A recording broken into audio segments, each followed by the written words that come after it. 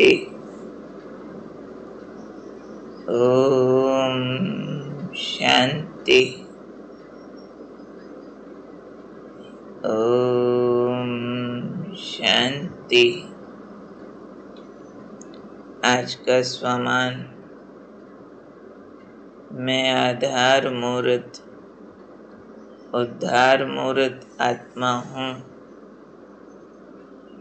बहुत ऊंचा टाइटल है ये। आधार मूर्त मीन्स सारी सृष्टि के परिवर्तन के लिए रिस्पॉन्सिबल, उद्धार के लिए रिस्पॉन्सिबल, यानी मैं रिस्पॉन्सिबल आत्मा हूँ विश्व कल्याण की। तो जब वृत्ति और दृष्टि में सबके कल्याण की भावना होती है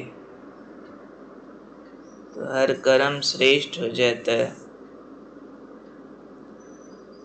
तो ये है अपने अंदर वृत्तियों में सबके कल्याण की भावना रखना। जैसे माँ बाप होते हैं, कैसे अपने बच्चे के लिए बेस्ट करने की भावना उनके अंदर रहती है। कुछ भी हो, मेरे बच्चे के लिए बेस्ट हो जाना चाहिए। तो ये वाली फीलिंग सृष्टि की हर आत्मा के लिए आ जाए, ये मेरे अपने हैं, इनका कल्याण हो। जब ऐसी फीलिंग आएगी तो हमारे कर्म बहुत श्रेष्ठ हो जाएंगे। तो आज बाबा ने उदाहरण दिया ब्रह्मा बाबा का। जैसे साकार बाप ब्रह्मा ने अपना हर कर्म यादगार बना लिया। उन्होंने जो किया हम सब रिपीट करते हैं। बाबा ने इस टाइम ऐसे किया, उस टाइम ऐसे किया, तो कर्म रिमेम्बरेबल बन गए, यादगार बन गए। तो बाबा कहते आप सबके भी कर्म यादगार बन जाएं। उसके लिए एक तो बेसिक थॉट ये रखो कि मैं सृष्टि की आधार मूर्त उद्धार मूर्त आत्मा हूँ, विशेष हूँ। तो बाबा ने कहा जो अपने को विश्व परिवर्तन के आधार मूर्त समझते हैं, वर्ल्ड ट्रांसफॉर्मेशन का रिस्पॉन्सिबल समझते हैं, उनका हर कर्म ऊंचा होगा, एक्स्ट्रा ऑर्डिनरी होगा और उनकी दृष्टि वृत्ति में सबके कल्याण की भावना रहेगी तो कर्म श्रेष्ठ हो जाते हैं।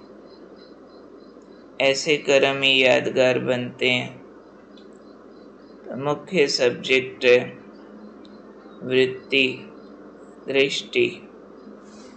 तो वृत्ति और दृष्टि कल्याण की हो, ये है रिस्पॉन्सिबिलिटी। तब कहेंगे कल्याण कर सकते हैं। रिस्पॉन्स करने की एबिलिटी, जो भी बातें आए उनको हम ऐसा रिस्पॉन्ड करें कि सबका भला मैं नहीं करना, सबको सुख मैं नहीं देना, सबका कल्याण मैं नहीं करना। ये भावनाएं हमारे एक एक कर्म की क्वालिटी को इम्प्रूव कर देती हैं। तो मुख्य बात है कर्म की क्वालिटी को हाईएस्ट लेवल तक लेकर के जाना, और उसके लिए मुख्य काम अपनी दृष्टि पर यानी दृष्टिकोण पर और वृत्ति पर यानी अपने एटीट्यूड्स पर हमें ध्यान देना कि मेरे हर कर्म के पीछे मेरा एटीट्यूड क्या है, मेरी डीप डिज़ायर क्या है, वो मेरे कर्म की क्वालिटी को डिसाइड करती है। सृष्टि मेरा परिवार है, हम सब आपस में जुड़े हुए हैं। मेरा कल्याण भी सृष्टि के कल्याण के साथ ही लिंक्ड है। तो जब हम विश्व कल्याणकारी बाबा के बच्चे हैं तो हमारा भी वही कर्तव्य हो जाता है जो बाबा का है।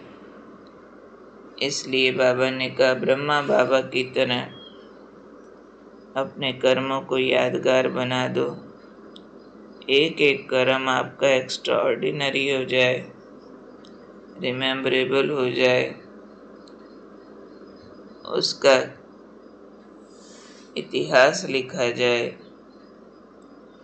ऐसा तब होगा जब अपने को अंदर में समझेंगे, मैं आधार मूर्त हूँ, उद्धार मूर्त हूँ विश्व परिवर्तन के लिए। और अटेंशन देना अपने हर कर्म की क्वालिटी पर। कर्म मेरा साधारण ना हो जाए, मेरे कर्म बहुत ऊंचे हों और हम अपने कर्म में साधारण लोगों को कॉपी नहीं करें।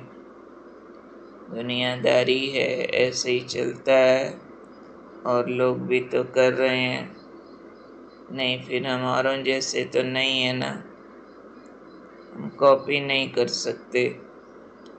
कॉपी करना है तो ब्रह्मा बाबा को करना है जो नव सृष्टि के रचयिता बन गए। हम उनके हैंड्स हैं, हम उनके साथी हैं।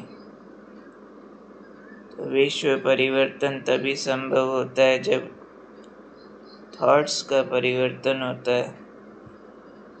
तो थॉट को अनलिमिटेड कर देना, सारी लिमिट्स खत्म कर देनी है। तेरे मेरे की, अपने पराये की, ग्लोबल फैमिली की फीलिंग में चले जाना। तो अंदर से बड़े हो जाएंगे। तो अंदर से बड़े होंगे तो हमारे कर्म बड़े हो जाएंगे। जब कर्म श्रेष्ठ होते हैं तो यादगार बन जाते हैं। तो हर कर्म मेरा ऊंचा हो।